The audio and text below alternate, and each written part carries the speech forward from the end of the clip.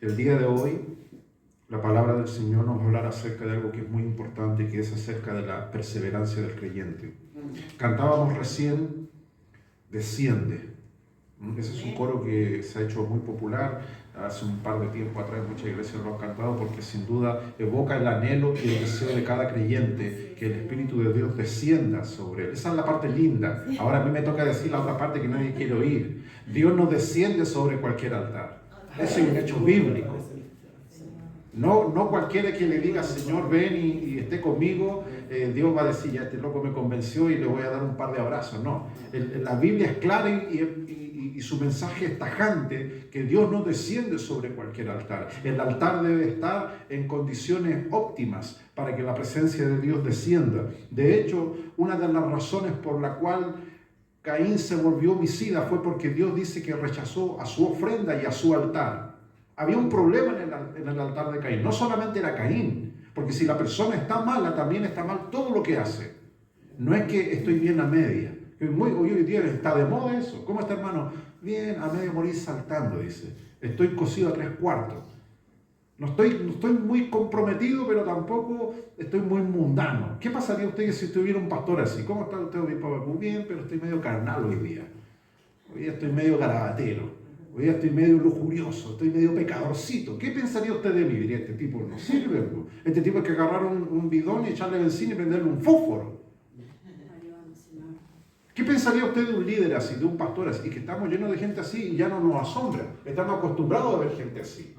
Gente que es ambigua, que es ambivalente, gente que no tiene perseverancia. Y de eso vamos a hablar hoy día. Que usted diga, Señor, yo quiero ser perseverante en las cosas de Dios. Quiero perseverar, quiero ser firme, quiero ser constante, quiero ser inamovible, quiero ser una persona de convicciones sólidas. Que cuando el diablo me venga a dar una vuelta a rondar, porque el diablo te va a rondar, el diablo diga, no, con este voy a tener que cambiarme la placa. El diablo a veces se pone las placas dependiendo a quién tiene que morder. Y si el tipo es duro, el diablo se pone dientes de acero. Pero si el tipo no tiene mucho donde agarrar el diablo, no, el diablo se va a los que les da mucho de comer. Escuchaba a un teólogo, me gusta a veces escuchar personas interesantes porque hay gente que habla pura tontera, pero hay gente que es interesante cuando tú lo escuchas. Y le preguntaron a este teólogo chileno, que yo lo conozco, he compartido con él. De hecho, a veces ha hecho grande exponencia aquí en el Teatro Cariola. Le preguntaron qué comen los diablos, qué comen los demonios, los espíritus. Y el teólogo, con toda su sabiduría y con todo su conocimiento, de manera sencilla, dijo, si tú tienes odio, si tú tienes ira, si tú tienes pena, rencor, eso come el diablo.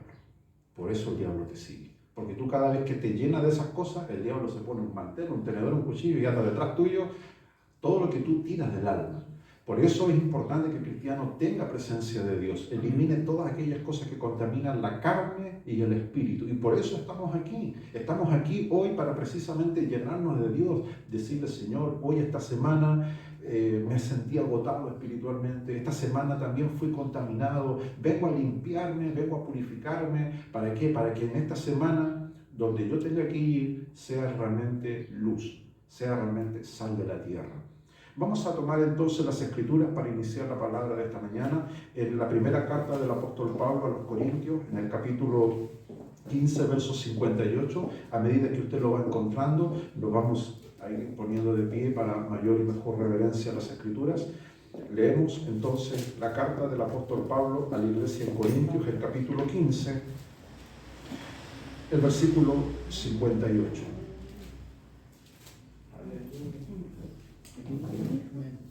Primera de Corintios, capítulo 15, verso 58.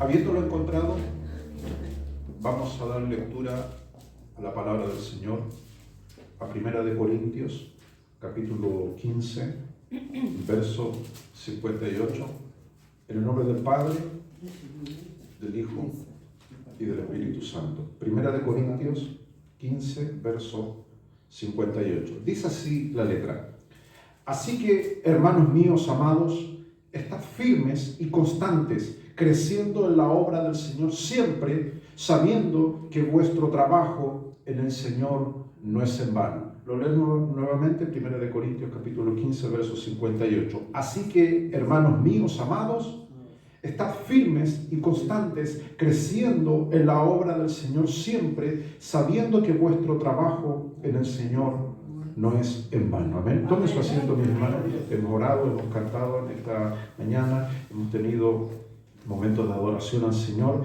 El momento de la palabra de Dios siempre es un momento culmine en una reunión, porque es en ese momento cuando Dios trata con todos nosotros. Dios trata conmigo. En la semana estuve estudiando el libro de Daniel, es un libro que tiene 12 capítulos, y cada vez que llegaba un capítulo, a mí me pasa eso, que usted no me ve llorar a mí, usted dice pastores como Rambo, no llora nunca. Yo lloro solamente cuando leo la Biblia, ahí me va a ver usted llorar. Y yo decía, Señor, no puedo seguir leyendo. Cada capítulo que llego me caen las lágrimas y en la hoja, y yo digo, Señor, es la única forma que el Señor me quebrante. Amén. Leyendo las Escrituras. Y yo decía, Señor, ¿cómo tú trataste con Daniel, con sus amigos, Sadrach, Mesach y Abednego? ¿Cómo trataste con estos hombres que, a pesar de que eran íntegros, a pesar de que eran fieles, a pesar de que se guardaron para Dios, el diablo no los dejó quietos nunca? Los metió al horno de fuego, les metía leones hambrientos, les daba paliza por todos lados. Pero estos hombres guardaron su integridad por medio de la perseverancia. Dios trató de manera increíble con Daniel, era un hombre excepcional. De hecho, cuando se le aparece el ángel Gabriel, imagínate, el ángel Miguel, y le dicen, muy amado. Yo digo, yo no llego ni al callo de Daniel, ni a la uña, ni al juanete. Pero estos tipos dicen que eran muy amados, eran tipos que los ángeles hablan de ellos en el cielo. Los ángeles, mira a Daniel, un chiche, una estrella. Los ángeles hablan de nosotros, hermano. Yo creo que algunos ángeles dirán, no, este cacho ahí viene este otro. Ay, nos tiene así, Señor, con su tontera. Pero hay personas como Daniel, muy amado. ¿Por qué? Porque Daniel era una persona que había vivido el exilio. Daniel tenía todas las excusas para ser infiel a Dios. Dice que él había sido deportado. Pensemos en un muchacho, en un joven, en un adolescente que había sido sacado de su familia, de su entorno, de su nación, y haber sido llevado a otro país, donde el rey durante 3 años lo mete en una escuela donde le hicieron aprender el caldeo, la ciencia más oculta de Babilonia. No es que le enseñaron 2 más 2, no, dice que fue enseñado Daniel y sus amigos en la ciencia más satánica, en la ciencia más malévola de esa nación, astrología, cosas ocultas. Y no solamente eso, sino que este rey quería condicionar qué comía y qué no podía comer Daniel. De hecho, la Biblia dice que pusieron las carnes, los manjares que eran dedicados a los dioses, y Daniel dijo, no, hay cosas que yo puedo transar, pero otras no. No me voy a contaminar con la comida de este rey. Todos conocemos la historia. Come durante mucho tiempo legumbres, que a nosotros ni siquiera nos gustan las legumbres, los garbanzos, las lentejas, los porotos, las habas.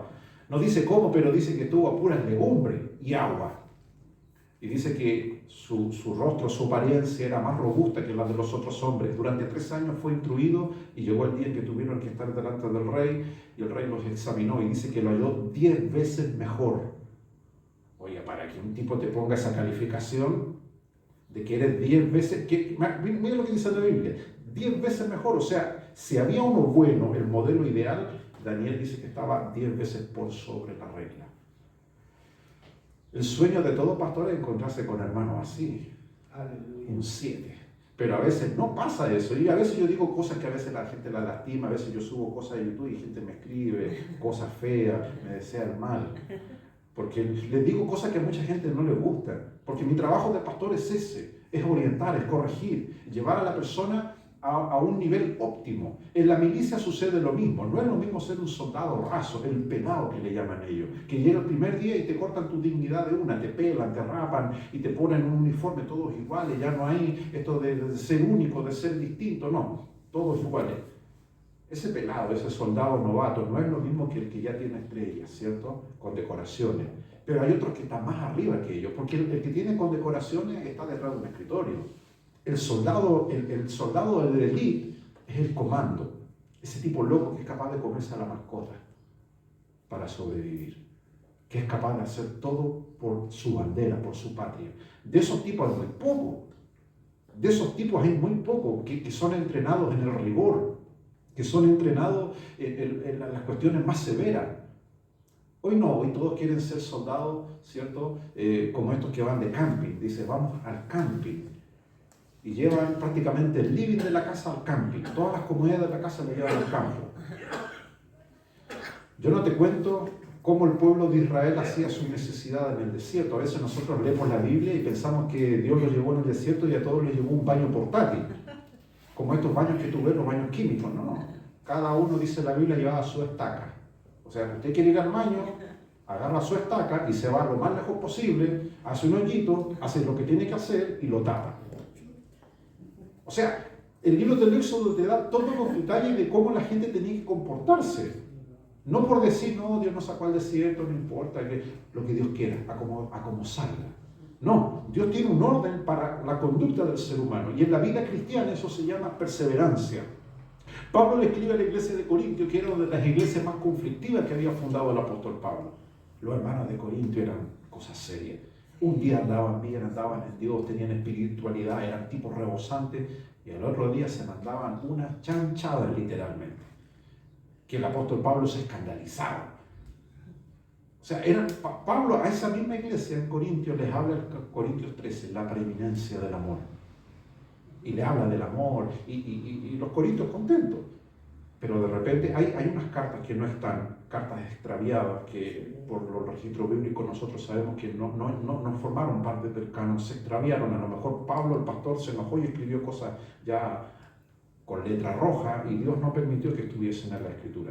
Pero leyendo la Biblia nos damos cuenta de que la iglesia de Corintio tenía un problema. O sea, uno de muchos.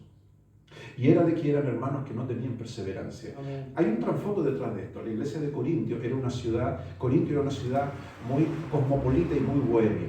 Era un antro de perdición de los más terribles. De hecho, había un dicho en la antigüedad: te has corintizado. Quería decir que te agarraste una enfermedad sexual que era muy común en Corintio, que era el equivalente a la sífilis, a la gonorrea, las enfermedades sexuales que hoy día son muy comunes. ¿Por qué? Porque en ese lugar de Corinto habían templos dedicados, ¿cierto?, a ciertas señoras, Diana, Venus, Afrodita, y bueno, y los tipos, porque la gente que le saca plata a otra gente es muy pilla, y no hay forma más rápida de sacarle dinero a un hombre que es a través de un comercio de ese tipo. Entonces, Corintio tenía templos, ¿cierto? También había para hombres, para mujeres, pero el punto es que era una ciudad muy corrompida. Para que tengamos una idea, era como ocurre aquí en el país, Brasil, cuando hacen este asunto del sambódromo, ¿cierto? Y bailan carruajes alegóricos y todos bailan prácticamente desnudos. Bueno, Corinto era así, pero era todos los días, era permanentemente así. Aparte de eso, habían idolatrías, habían cosas de cultismo. O sea, a Pablo se le ocurrió formar una iglesia ahí, en ese lugar. Y no solamente ahí, Éfeso, Galacia, la iglesia en Gálata, Filipo, la iglesia en Filipenses, todas eran centros de perdición. A veces nosotros leemos la Biblia como de una manera romántica. Qué lindo nuestros hermanitos de Corintio, eran puras ovejitas candorosas. No, todos ellos venían de ese trasfondo, como usted y yo venimos de un trasfondo. A nosotros se nos olvida eso. Yo a veces voy a iglesias donde veo, y la gente se enoja cuando digo esto, porque piensa que yo me estoy yendo en contra del profeta, del instrumento, del pastor, del siervo, del obispo, del ujier, del apóstol, no importa el nombre. Pero a muchas de esas personas se les olvida que alguna vez salieron del mundo. Se les olvida lo que fueron. Entonces, dentro del cristianismo se ha metido esta especie de soberbia de santidad. Soy tan santo que no me junto con nadie. Ese fariseísmo que era muy común en la época de Cristo. Los fariseos eran así y habían desarrollado un culto tan hipócrita que ellos tenían un cierto tipo de vestimenta que los distinguía como más santos que otros, y de hecho ya el sistema religioso judío estaba tan corrompido que no dejaba que la gente se acercara a Dios. Lo mismo sucede hoy. Hoy vemos iglesias por todos lados. Está de moda tener una iglesia. De hecho, Jesús nunca fue más popular que en este tiempo. Hasta los políticos usan el nombre de nuestro Señor para sus fines. Aleluya. Entonces, hermanos, tengamos cuidado porque hoy no estamos viviendo en un ambiente peligroso. Cada día más peligroso, cada minuto, cada segundo que pasa, nos estamos dando cuenta que es más peligroso. Y no es más peligroso por las locuras que hagan los políticos, o por la inseguridad, o porque subió el gas. No, no es peligroso por eso. Es peligroso porque en el mundo espiritual en el cual nosotros somos participantes y no lo vemos, están sucediendo cosas que están confabulándose en contra de la iglesia. Ahora debemos estar tranquilos porque Jesús dijo que las puertas del infierno no van a prevalecer en contra de la iglesia. Pero ese texto nos deja mucha información. Dice las puertas del infierno. Jesús habla de que el infierno tiene muchas puertas. El redil de Cristo tiene una sola y Jesús dice, yo soy la puerta. El redil del Señor no tiene muchas puertas, hay una sola puerta y es Cristo. Jesús dijo, las puertas del infierno no van a prevalecer en contra de la iglesia. Es un choque frontal, hermano. ¿Qué pasa por una puerta? Por una puerta salen personas. Y las puertas del infierno, Jesús trata de ejemplificar esto de que por ahí salen estas hordas malignas que van a confrontarse con la iglesia. No con el mundo está, la Biblia dice, el mundo entero está bajo el poder del maligno. El choque es contra la iglesia. Por eso los cristianos tenemos muchas veces dificultades de origen maligno. Hay dificultades que vienen producto de nuestras malas acciones. Otras que son provocadas por terceros, que nosotros no podemos manejar.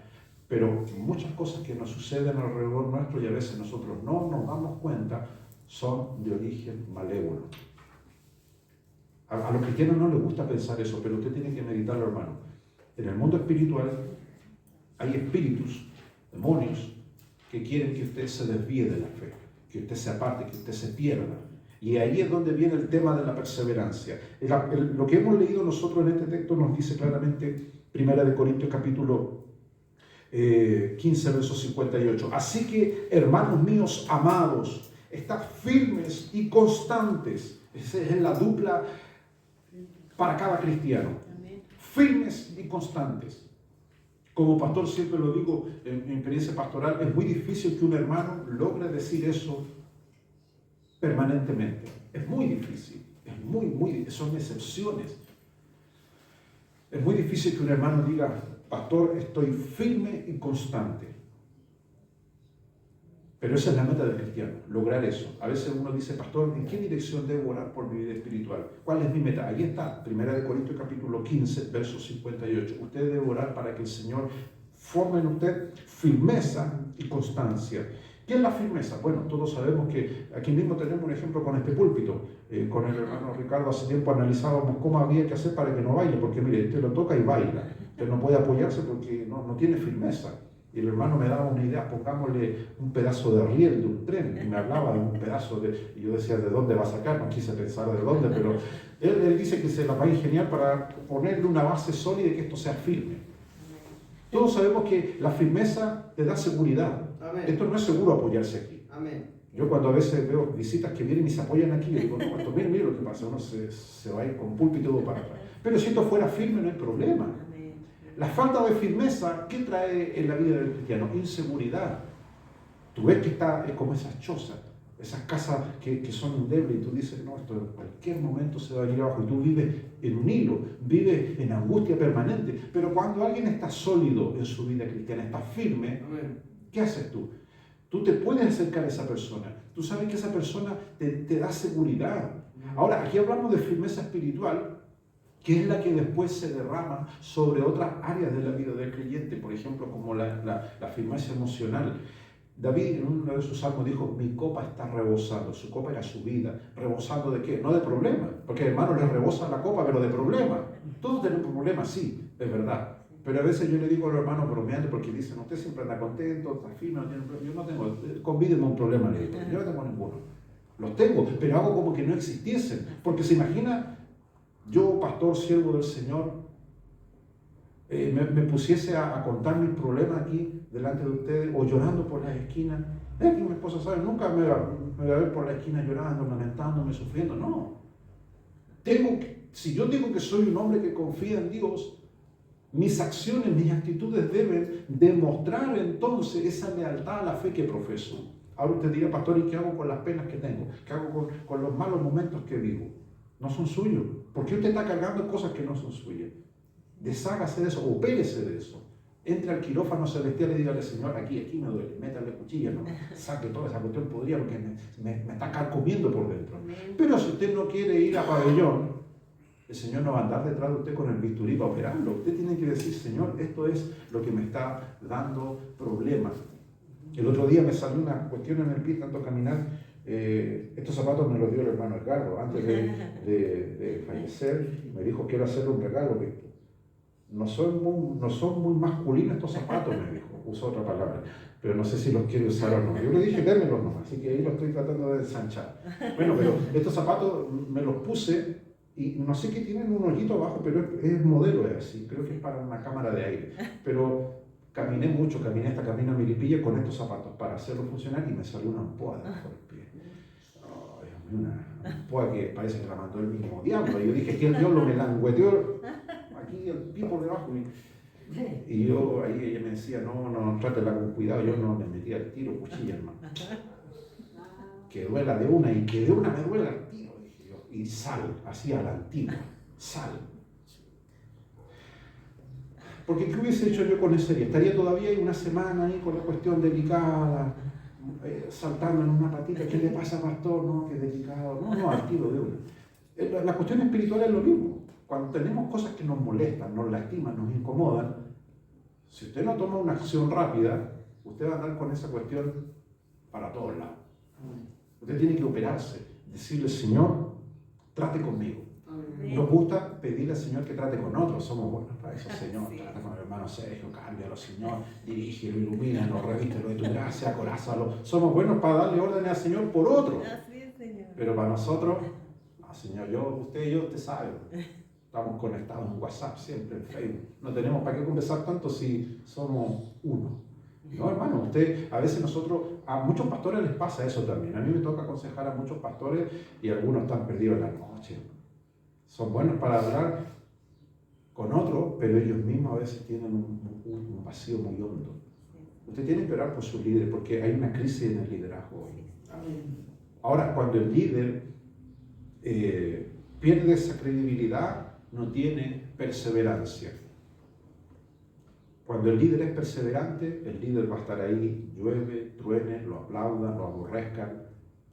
Hay gente que lo ve, que no, el líder va a estar ahí, es perseverancia. El sello del cristiano, dice 1 Corintios 15:58, es estar firmes y constantes, que no es lo mismo. Tú no puedes ser constante si no eres firme. Primero tienes que ser firme. Y la constancia es mantenerse en el transcurso del tiempo. Hay gente que no es constante, es firme por un ratito, pero el diablo socava los fundamentos, los cimientos. El objetivo de ser firme es para que la persona sea constante. Yo no le creo a las personas que dicen que son firmes, pero no son constantes. Yo estoy firme. No he cometido ningún pecado. Pecadito sí, dice. Pero no pecado. Y tienen su lista de defectos. Hago pecaditos de repente, pero no pecado grande. Estoy firme. Pero yo le digo, ¿y usted es constante? ¿Qué es ser constante? Es cumplir. Mi hermano Sergio, cierto que tiene un trabajo, sabe de que él tiene que ser constante en el trabajo. ¿Qué pasa si no es constante? Sobra azul. Motivo de despido. No le pagan. Y le ponen ahí su cara ahí en el mural, ¿cierto? Habla padre. Vago, eso le van a decir. Usted ha trabajado con gente. ¿Qué le exige usted a la gente? Ser perseverante. No me falle, dice, porque si me falla me va a dejar mal a mí. Es una cuestión que en el mundo se nos enseña. A muchos pastores les pasa eso. Pastor, cuente conmigo, por los 12 apóstoles. Por Faraón, por si acaso también. Yo voy a estar con usted. Y el pastor ahí, Señor, que no me falle esta oveja, por favor, te lo pido, Señor, te lo suplico por los 3 apóstoles que estuvieron en el monte de la transfiguración. No, el cuento no, hermano, no cumple. No tienen constancia. Perseverancia y constancia. Dice, así que hermanos míos amados, está firme y constante. Y después recién se habla del crecimiento. Creciendo en la obra del Señor siempre. El cristiano no va a crecer si no tiene firmeza y constancia. ¿Qué es crecer? Crecer es cuando tú entras en una etapa de hacer las cosas bien. Tal vez el ejemplo no sea el más correcto, pero los que hacen deporte. Yo no hago deporte, pero tengo un físico de deportista, es un secreto. Pero hay gente que hace deporte. Por ejemplo, mi hijo me contaba en el colegio, levantó 120 kilos, pero no lo hizo de un día para otro. Está en un periodo que en el colegio a los muchachos estos les enseñan, los profesores, qué cosas comer, qué cosas no comer, y de poco ya puede hacerlo. La constancia produce crecimiento. Te crece la masa muscular, ¿cierto? Te crece las neuronas también, te hace pensar mejor el cristiano. Es decir, muchos de los problemas del cristiano es porque no ha crecido. No, sí, usted tiene que ser firme, constante, y el resultado inevitable es que usted va a crecer. Su masa muscular. Usted va a seguir siendo la persona que es, pero espiritualmente el diablo lo va a ver de lejos y va a decir, no, a este tipo, ¿qué le pasó? Le salieron pectoral de acero. ¿Ah? ¿Qué le pasó a la hermana? Ahora tiene unos brazos más gruesos, parece que ahora el diablo le va a tener miedo, le va a respetar. Si déjeme decirle, el diablo y sus huestes malignas están vencidos, Jesús lo dijo, están vencidos en la cruz. Pero ¿de dónde radica ese poder? Porque a veces nosotros nos preguntamos, entonces, ¿por qué tiene tanto poder? ¿De dónde surge este poder maligno que atropella a los cristianos? Cada uno, como decía este gran teólogo, que me gusta mucho escuchar a este anciano, tiene casi 80 años, el pastor, pudo haberlo explicado de manera teológica, de manera técnica, pero lo dijo de manera sencilla. Es tu culpa, tú le estás dando de comer a los diablos que te siguen. Cada vez que tú dices, no puedo, no alcanzo, y cualquier cosa, eso el diablo anota. Dice, aquí tengo otro más, lo anoto en mi lista. Y cada vez que tú dices que no, la fe en términos espirituales es contrario al decir no puedo. Usted debe anhelar, debe querer. Ahora, cuando la persona dice que no puede, el problema no es solamente un tema de la voluntad, a veces radican en las raíces, que es lo que vamos a ver brevemente ahora. Hebreos capítulo 10, verso 23 nos habla acerca de mantenernos firmes.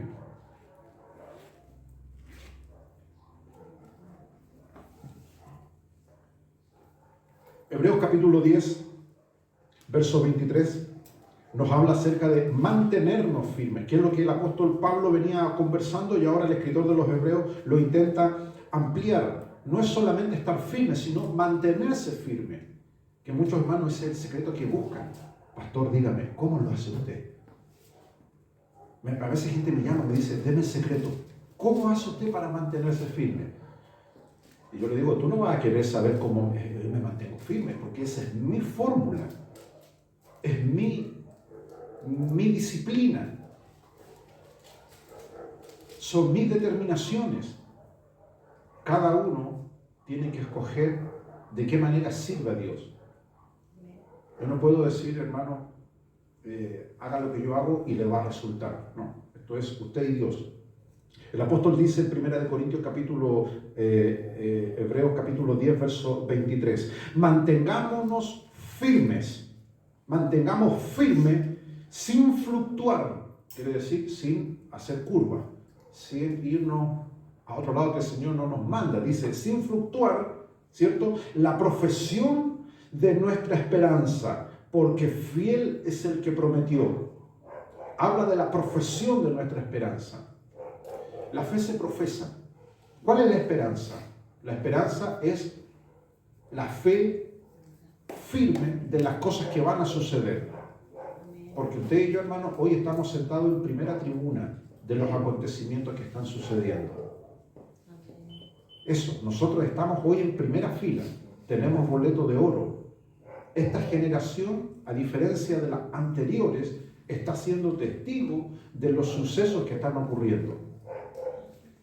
Consejo pastoral. Si usted quiere saber lo que va a suceder, no vea las noticias. No vea las noticias. O sea, véalas, pero me refiero, no se guíe por eso. En la Biblia sale el devenir de los sucesos, sobre todo para el cristiano. Entonces, hermano, hoy su vida cristiana, el tiempo que Dios le otorgue de vida por delante, la determinación que usted tome de ser firme, de ser constante, de ser perseverante, va a marcar el éxito o el fracaso de lo que pueda suceder. Por eso el apóstol dice, mantengamos firme. ¿Qué hay que mantener firme? Ahí dice, sin fluctuar, mantengamos firme la profesión de nuestra esperanza. Ese es el núcleo de la firmeza del creyente. Un cristiano que ha perdido su esperanza va a caer, no va a tener firmeza. ¿Qué es lo que es la esperanza? Mucha gente confunde la esperanza con la ilusión. Son dos cosas distintas. La ilusión es algo que usted sabe que no va a ocurrir, pero usted se aferra a eso. La esperanza no está basada en lo que usted ve, sino en el que prometió. Por eso el apóstol dice, porque fiel es el que prometió. Entonces, como él prometió, usted ahora ya no tiene ilusión, sino que tiene esperanza. La esperanza tiene mucho que ver con la paciencia, con los tiempos, esperar, que es la parte difícil. Ahí llegamos al punto de por qué a muchos cristianos les cuesta ser firmes, ser constantes y perseverar, porque todo eso involucra algo que tiene que ver con nuestro tiempo. Siempre hablo de esto en algunas clases o prédicas en otros lugares. Hablamos del cronos, el tiempo terrenal.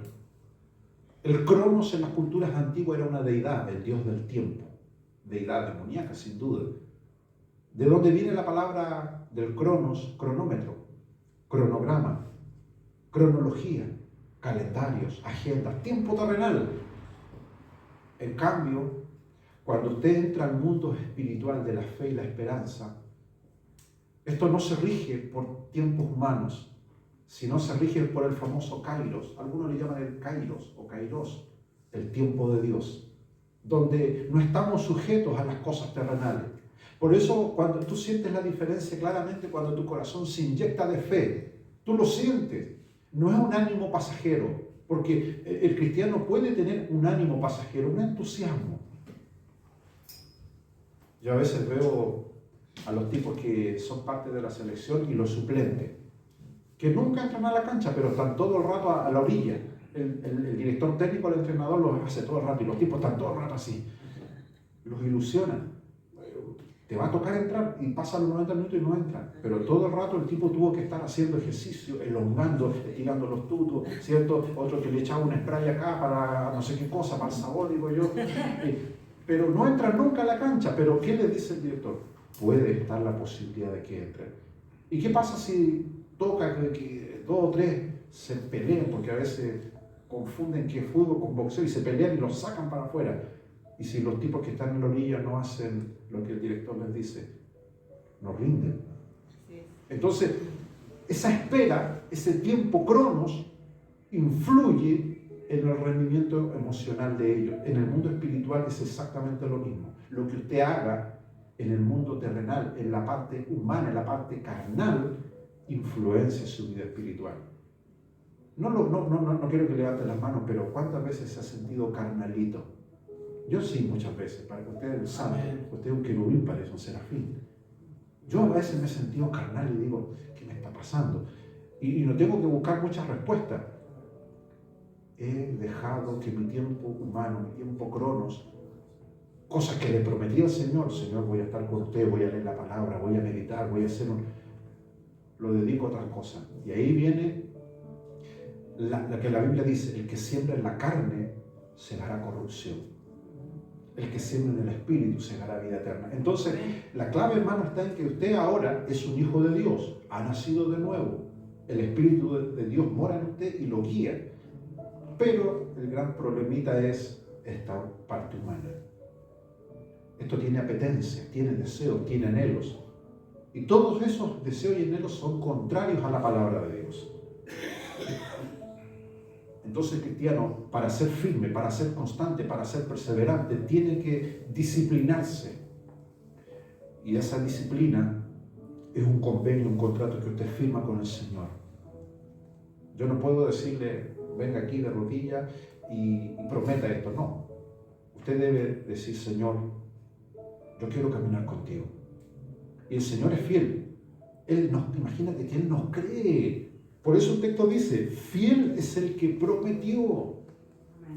Él dice, ya aquí viene otra vez, me viene a cuentear, pero ya, le tengo paciencia. Señor, y voy dando promesas y el Señor me promete. Él me promete estar conmigo. Él cumple. ¿Cuántas veces he fallado? ¿Cuántas veces le dije, Señor, voy a estar ahí, pero no puedo cumplir, por los motivos que sean. Pero Él cumple, por eso dice, fiel es el que prometió. ¿Qué te prometió a ti? Primero prometió venir a buscarnos. Esa es una promesa que está en espera. ¿Y qué es la condición? El tiempo cronos, el tiempo humano, el tiempo terrenal. Pero la promesa está hecha. ¿Cuál es la otra promesa que nos hizo y ya se cumplió? Nos perdonó, nos redimió, nos purificó, nos apartó para sí. Hoy nosotros no estamos sujetos a las normativas del pueblo de Israel. Pero todas las normativas que el pueblo de Israel tenía eran sombras, eran ejemplos para lo porvenir. Una de ellas era el nazareato. Jesús fue nazareo, Sansón y mucha de la gente, que era una etapa de la vida de la persona que se apartaba y se consagraba para Dios. Si Dios a esa nación le entregó leyes, muchas que eran símbolos espirituales, porque hoy el creyente no puede decir, Señor, yo quiero vivir apartado para ti. De hecho, la palabra santo, eso significa apartado. Apartado para Dios. Ahora el dilema es que mucha gente dice, pero ¿cómo alguien puede ser santo si a la vez es pecador? Está como ese restaurante, hay un bar, y los otros días no sé si fue un discoteca, decía, santo demonio, decía. No, yo he visto de repente y digo, ¿y aquí quién irán? ¿Irán hermanos de repente, digo yo? Y de repente hermanos descarriados, pero así se llamaba, santo demonio.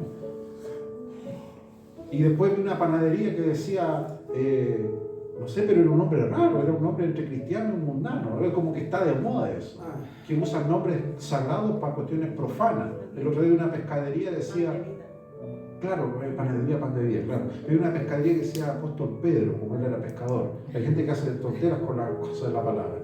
El punto es el siguiente, ¿cómo nosotros podemos desmenuzar esto de que alguien puede ser santo, o Dios te pide ser santo? Porque el Antiguo Testamento está lleno de eso. El sacerdote tenía una placa, una mitra que decía de oro, sé santo, santidad a Jehová.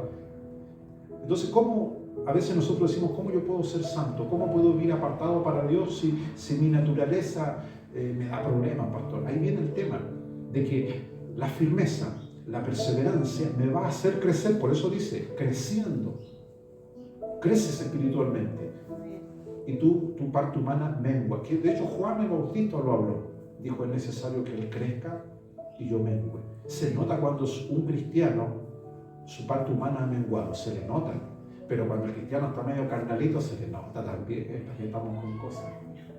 Se le nota al hermano, a la hermana, que su carne, su naturaleza no está crucificada con Cristo.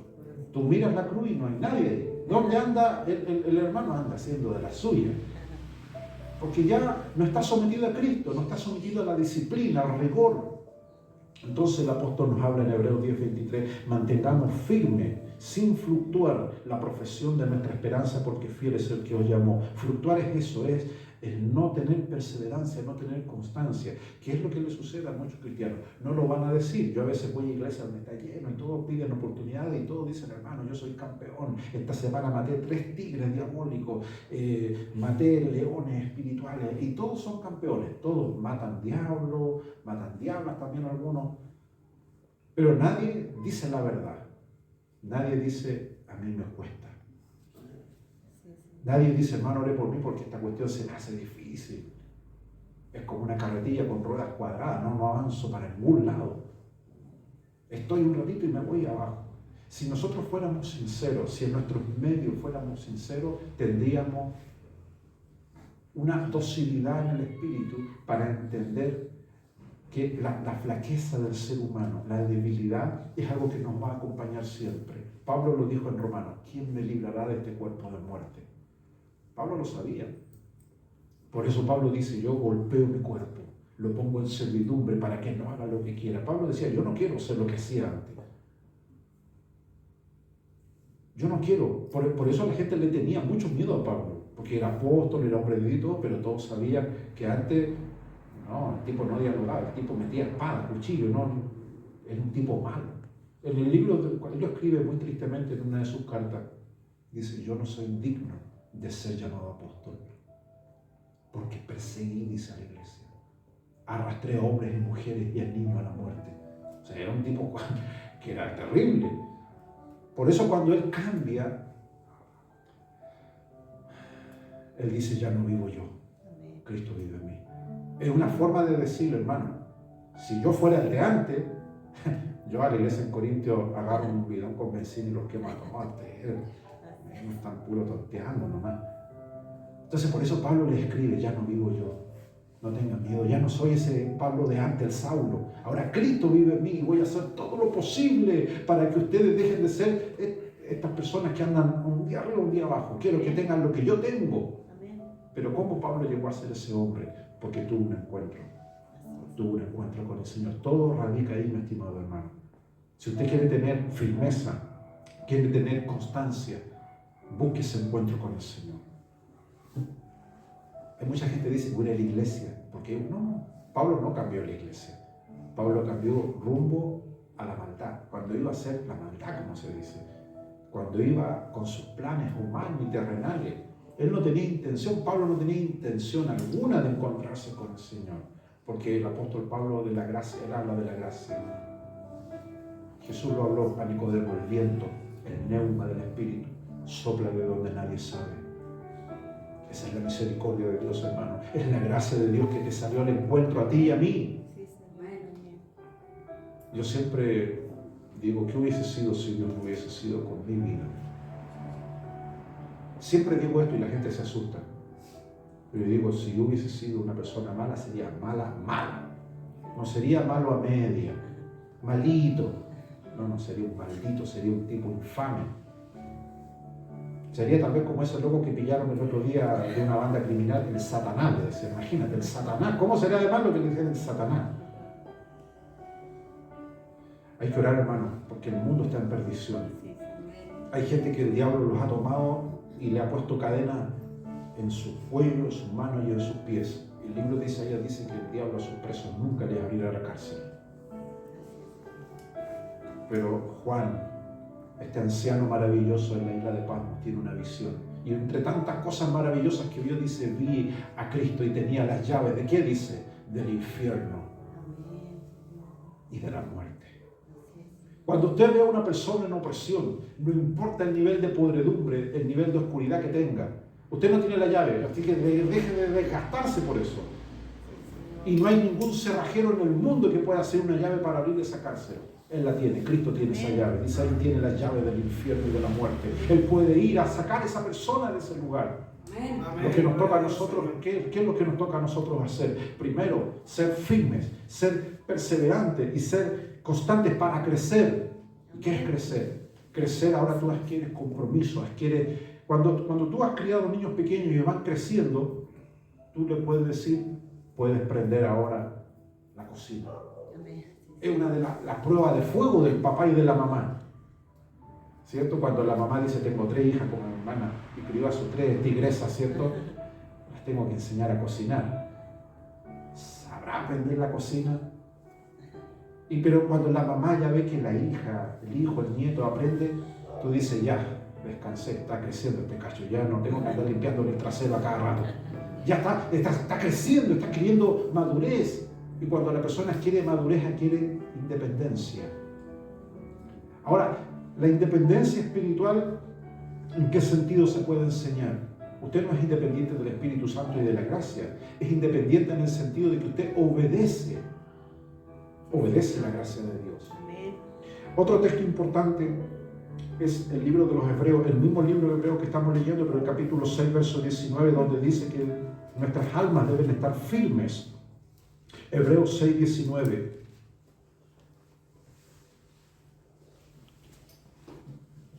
Dice así el texto de Hebreos 6, 19.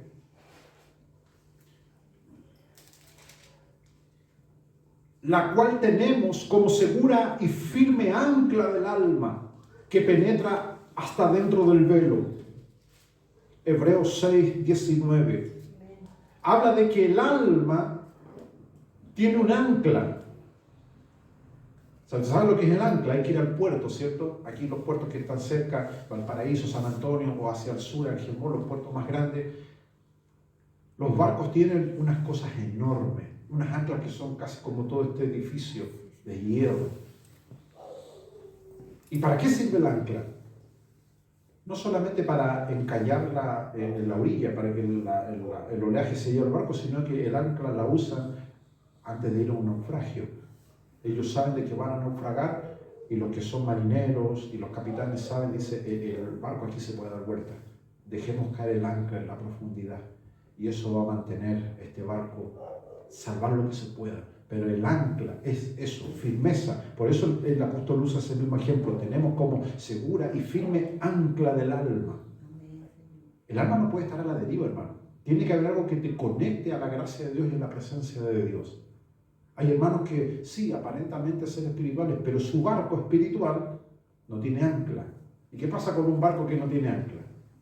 A los primeros vientos, a la primera hora, el barco se da vuelta, ¿cierto? Los barcos no se hunden inmediatamente. Les pasa de que se dan vuelta, se giran, ¿cierto? Se parten y se van hundiendo despacito. Después tú ves y el barco no está. Así les pasa a muchos hermanos, que se empiezan a dar vueltas. Se dan vueltas espiritualmente y Dios, tú lo ves, ¿qué le pasó al hermano? No, ya no son como eran antes, se empiezan a dar vueltas como el barco porque no tienen ancla. Y después se empiezan a partir, como los barcos, por la presión que provoca el agua. Y después lentamente caen a la profundidad del abismo. Entonces el texto de Hebreos 6:19 es claro, dice, tenemos como segura y firme ancla del alma. Te debe decir, Señor, guía mi alma. Guíame. Guíame, Señor. El Salmo 23 te habla de eso. Me guiará, dice, por senda de justicia, por amor de su nombre. Me llevará a delicados pastos y aguas de reposo. Pero la palabra clave es esa, me guiará. Muchos cristianos no quieren que el Señor los guíe. Ellos le chispean a Dios los dedos. Ya, pues Señor, estoy aburrido. ¿Cuántos años llevo orando por esta cuestión? Ya, haga lo que quiera nomás, Señor. Así le hablan a Dios. Yo he visto que lo retan. Y algunos se enojan con el Señor. No hablo más, Señor, ya. No hablamos hasta que yo se me pase, no hablo más. Y castigan al Señor. Dios nos ayuda, hermano. Dios le tiene tanta paciencia a los justos. No, el Salmo 23, la clave es esa, me guiará. Guíame, Señor. Y para que el Señor te guíe, tú tienes que depositar toda tu confianza en Él. Él tiene la ruta que te trazó por delante, Él tiene todo lo que va a pasar ahí. Los desvíos. Porque en la ruta hay, yo no sé manejar, pero soy buen copiloto. Voy atento al lobo, como dice. Y ya voy mirando el mapa y te digo ahí, mira, tantos metros atrás, hay curvas, hay detenciones, ahí podemos bajarnos a comer un sándwich. Tú vas pendiente, el copiloto que duerme todo el camino no sirve, es inútil. Pero si tú vas pendiente, es lo mismo. Si tú dices, Señor, guíame. A las personas que tienen vehículos siempre les digo, porque dice, este es mi auto, dice. Yo digo, este no es su auto. Usted es el chofer. El auto es del Señor. Porque algunos son agrandados, dicen, este es mi auto, dice. No. Todo lo que usted tiene es de Él. La joya, las mascotas, todo es del Señor. Y a veces el Andy está en la casa y a veces no hay comida rica porque cuando hay crisis también las mascotas sufren. Están acostumbrados a un buen paladar. Entonces a veces no están los huesitos carnudos y yo voy donde el Andy y le digo, mire, que hay pan duro, así que usted va a tener que orar antes de comerse este pan. Le pongo la mano en un ojo, Señor, para que este perro no sea mal agradecido y que se coma el pan. Y de repente veo que don Andy esconde el pan, porque también entiende el mensaje, hay crisis, dice. Entonces vamos a guardar el pan para más días. De repente llega su hueso y el Andy danza. Lo veo que danza de alegría. ¿Tú viste los perros cómo danzan? Danzan más que los hermanos, de contento. Hay hermanos que ni cuando el Señor obra por ellos se gozan. Mal agradecido, el perro mal agradecido. Y dice, Señor, ayúdame a no ser tan insolente en el púlpito, pero el tipo es muy mal agradecido. Dios nos ayuda, hermano. Una de las señales distintivas de que tú eres firme, perseverante y constante es que tú agradeces. Gracias, Señor. Gracias, Señor, porque usted me ha dado más de lo que yo merezco. Yo no hice servicio militar, pero me gusta el récord de la milicia. A veces la gente me dice, ¿cómo usted logró todo desapego a las cosas terrenales? Cuando pasé un periodo de crisis terrible en mi vida, me acuerdo que entré en un periodo de ayuno. Y antes del ayuno tuve que castigar este cuerpo. Me acuerdo que tenía un pan. No solamente era añejo, sino que duro. Y no solamente duro, hediondo. No se partía con nada. Lo puse en la mesa y yo dije, Señor, tengo que desconectarme de toda esta cuestión que mi cuerpo pide. Cositas ricas, ¿cierto? Comida. Todos estamos acostumbrados a comer. Mañana, tarde, noche, algunos son pillos. Entre medio de cada horario le meten otra cosa entre medio. Salen a comer escondidos por ahí. Pero uno está acostumbrado a comer. El cuerpo humano es así, necesitamos comer. Pero entre medio dije, Señor, ¿cómo hago? Y me recuerdo que tomaba el pan, lo olía, su olor apestoso. Dije, aquí está, voy a engañarme. Y me sentaba todas las tardes, olía ese pan. Pestilente, hermano, es una cuestión que cuando le sale al pan un hongo verde encima, que tú lo palmeas y sale una nube verde. Y dije, capaz que me voy a contaminar, pero dije, no, lo voy a hacer nomás. Después de una semana, me parecía sabroso ese pan. Me parecía como dicen los alemanes, una delicatessen. Algo rico. Pero después ya no sentí. Mi mente y mi cuerpo entendió la idea. No vas a comer. Vas a entrar a la mesa del Señor, donde lo carnal, lo humano, no te va a dar satisfacción. Hay gente que le tiene miedo al ayuno. Son gente, no importa la edad, gente dice que mi edad, que toma remedio. No, hermano, esto es algo espiritual. Usted no puede ayunar si no recibe la orden del cielo. Porque si usted va a ayunar humanamente, va a hacer lo que hacen estas modelos, estas dietas que hacen. Yo creo que hace poco murió una de tanto comer apio. Puro apio, está como los caballos, ¿cierto? Comiendo verdura.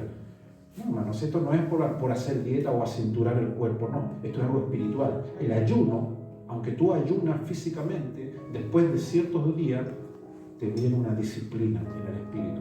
Ahora no es necesario que usted ayune, como muchos dicen, voy a ayunar sin límite. No, como el obispo Arnel le ha enseñado.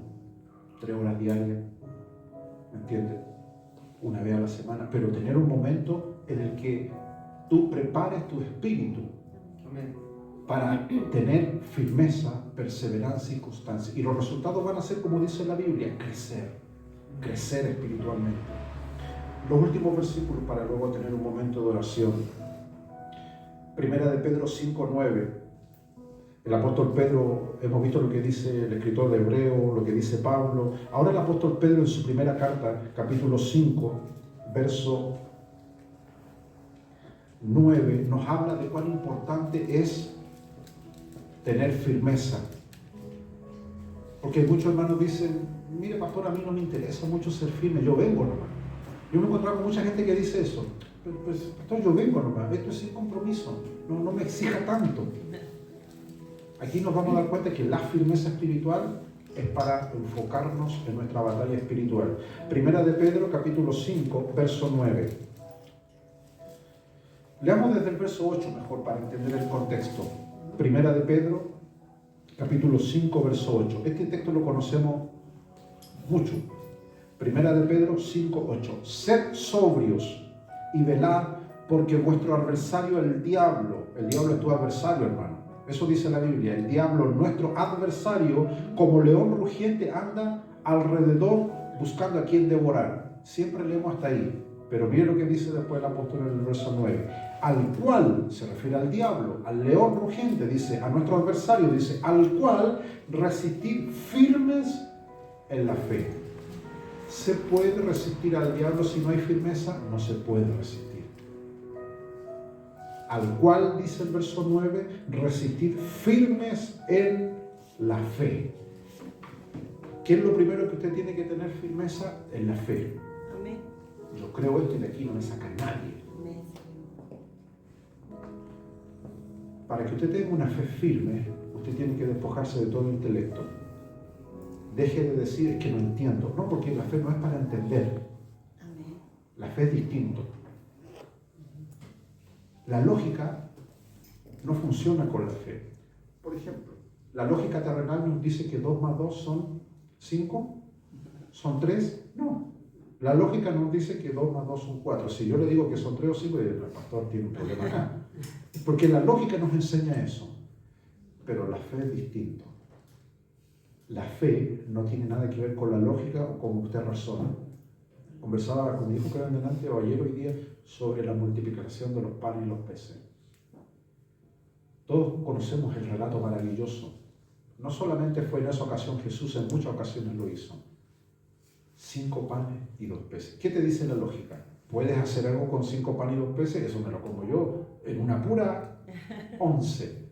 5 panes y 2 peces. Le echo ketchup, mayonesa, esos pescaditos, al horno, como sea, pero 5 panes y 2 peces es una ración para un tipo hambriento. Eso es la lógica. Pero Jesús no actúa con lógica. Y Jesús sale con cada cosa rara de repente y le dice a los discípulos, denle a ustedes de comer. No, Señor, córtela. Mire, los bolsillos están todos llenos de pelusa. ¿De dónde vamos a sacar comida para tantos tipos hambrientos? Y dice que eran 5.000 hombres, sin contar las señoras, que también son buenas para comer, y las crías, ni qué decir. Se calcula que eran a lo menos 15.000 personas. Denles ustedes de comer. Hay gente que dice, yo quiero oír la voz de Dios, quiero Dios me guíe. Cuando Dios te dice cosas de ese tipo, ¿qué harías tú? Que usted todo hermano, Señor, dígame qué hago. Y de repente el Señor te diga algo ilógico. Porque era algo ilógico, humanamente era algo ilógico. Pero Jesús les enseñó a ellos la diferencia entre una fe firme. Tráigame para acá esos elementos humanos, terrenales. Y dice, ahí viene la clave. Los bendijo. Tomándolo en sus manos, los alzó al cielo y los bendijo. Es la bendición de Dios la que hace la diferencia. No haga nada, hermano, si usted no tiene la bendición de Dios en su vida. Si usted tiene la bendición de Dios en su vida, los números van a ser en contra, pero la bendición va a llegar igual. ¿Se imagina que Jesús hubiese estado ahí creyendo poquitito, débil? Y Jesús hubiese dicho, Señor, aquí están estos panes, estos 5 peces, vamos a darle, y después no pasa nada. Qué vergüenza hubiese dicho. Qué terrible hubiese pasado, como a muchos les pasa, que dicen que Dios hizo algo cuando en realidad no pasó nada. Hay muchos charlatanes, si tenemos cuidado, hay muchos charlatanes dando vueltas hoy día que falsifican milagros y hacen cosas raras, pero no está la mano de Dios ahí. La fe y la lógica son totalmente distintas. Usted tiene que, como dice el apóstol, al cual resistir firmes en la fe. El diablo no va a tocar su parte intelectual. Al diablo no le interesa eso. Al diablo lo que le interesa es lastimar nuestra fe. Y dice que debemos estar firmes en la fe. Último versículo, Colosenses 1:11, y luego pasamos a orar. Amén. Colosenses 1:11 nos habla de ser fortalecidos y perseverar en este texto del apóstol Pablo en la iglesia en Colosa.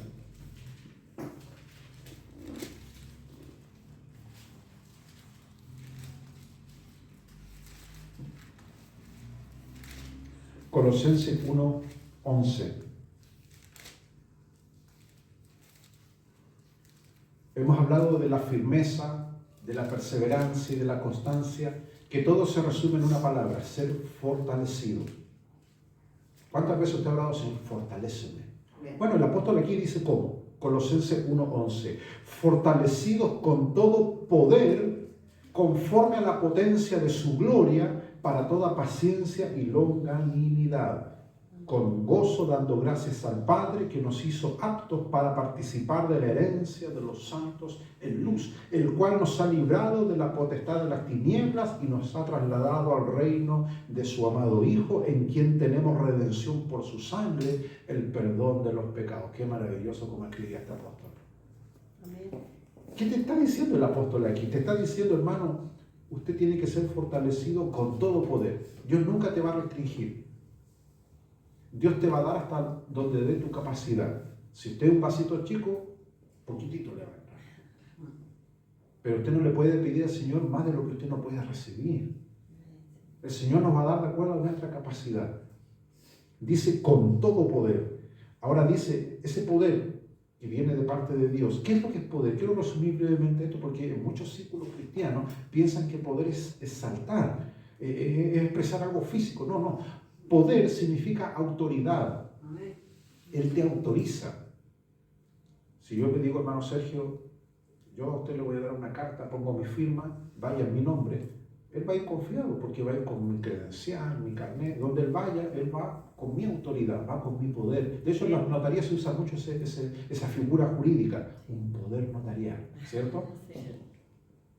Y usted sabe que hay gente que vive con esos documentos. Si tú le das un poder notarial a alguien y el tipo te quiere dañar, tú puedes quedar en la calle. Entonces, ¿qué es lo que dice aquí el apóstol? Dice, fortalecidos con todo poder. Él nos da esa autoridad como hijos de Dios conforme a la potencia de su gloria. Poder y potencia son cosas distintas. La potencia es la intensidad. Dice, conforme a la potencia de su gloria. ¿Cuál es la gloria de Dios? Todo lo maravilloso que usted experimenta de Él. Los hombres vemos distinto al Señor. Los hombres siempre nos referimos al Señor como Jesús, nuestro Jesús musculoso, el que cargó la cruz, ¿cierto? Las mujeres no les interesan mucho los músculos del Señor. Mi Señor me ama, dice. Él me entiende. Los hombres no, los hombres vemos siempre por nuestra constitución masculina. Siempre los hombres ven a Jesús, su bíceps, ¿cierto? Cómo aguantó una cruz de casi 80 kilos y nos emocionamos por eso y nos identificamos con el Señor musculoso y poderoso. Y oramos en esa línea. Decimos, Señor, ayúdame a aguantar estos problemas. Las mujeres no, las mujeres dicen, Señor, deme ternura, deme paciencia, deme dulzura. Pero independientemente de cómo nosotros nos empapemos de la presencia de Dios, el apóstol dice, conforme a la potencia de su gloria. Es la gloria de Jesús la que nosotros anhelamos. No la gloria de una iglesia, de un pastor o de un líder. Es la gloria del Señor. Cada vez que usted vaya a la oración, al quebranto, dígale, Señor, su gloria, lo maravilloso que usted es, lo grandioso que usted es, déjeme hablar de eso. Déjeme participar de esa bendición. ¿Para qué? ¿Para qué somos fortalecidos con todo poder? Para toda paciencia y longanimidad, que significa mantenernos en el transcurso del tiempo. Volvemos al mismo punto del inicio. Todo esto es para que usted se mantenga perseverante en este camino. Hay muchos versículos que he dejado fuera, pero hay uno de los más emblemáticos, Jesús, el que perseverare hasta el fin, ese será salvo. Amén. Amén. El que persevera hasta el fin. ¿Y quién es el que persevera? El que es firme, el que es constante, el que ha sido fortalecido y el que ha crecido espiritualmente. Estamos llegando a ese tiempo. Muchos pastores, a veces cuando yo me reúno con ellos, intentan sacar cuentas de cuántas ovejas de su redil se van para arriba. Pero en verdad está difícil saberlo, porque las ovejas cada vez están más engañosas. Hay algunos que se ponen ese traje de pijama de oveja. ¿Has visto eso que venden esos pijamas que tienen figura de animales, cierto? Y hay unos que tienen pijama de oveja. Hay hermanos que se han comprado ese pijama, pero no son ovejas, pero parecen ovejas, pero no son ovejas. No son genuinos. Dios, hermano, examine nuestro corazón en esta mañana y nos ayude. Vamos a ponernos de pie, vamos a orar, luego cantar una melodía para recibir a nuestra hermana que está en la prédica. Quisiera que incline su rostro y esta palabra pueda hacerle suya en su corazón. Dígale, Señor, yo quiero tener firmeza espiritual. Quiero tener perseverancia. Quiero crecer espiritualmente. Quiero mantenerme en este camino. Ayúdeme a no desviarme, a no fluctuar. Lo más maravilloso, quiero crecer. Inclina su rostro y lloramos en esta hora. Padre, te bendecimos, Señor, en esta hora de la tarde. Hemos tenido, Señor, un momento de estar a los pies de tu palabra, Señor, en esta hora. Usted, Señor, ha hablado, ha amonestado a nuestras vidas, Señor, para tener perseverancia, firmeza, constancia. Desechar, Señor, todas aquellas áreas de nuestra vida que son un obstáculo realmente, Señor, para tener madurez, tener compromiso, Señor, en tu obra. Porque así decía tu palabra, que nos mantengamos, Señor, firmes, creciendo en la obra del Señor. Tú anhelas, Señor, que nosotros crezcamos en esta obra, en este edificio maravilloso, Señor, en el cual tú nos has puesto, como dice el apóstol Pedro, como piedras vivas. Pido tu bendición sobre cada hogar representado en esta hora. Denos la gracia, la sabiduría, Señor, para que en esta semana, Dios mío, podamos, Dios mío, discernir aquellas trampas del enemigo que se cruzan, Señor, en nuestra vida, para que, Dios mío, nos desviemos, fluctuemos, como decía el apóstol Pablo, tomemos atajos. Ayúdanos, Señor, a ser firmes, constantes, perseverantes, para, Dios mío, recibir el galardón de nuestra fe. Gracias, Padre. Gracias, Hijo. Gracias, Espíritu Santo. Amén. Glorificamos al Señor. Amén.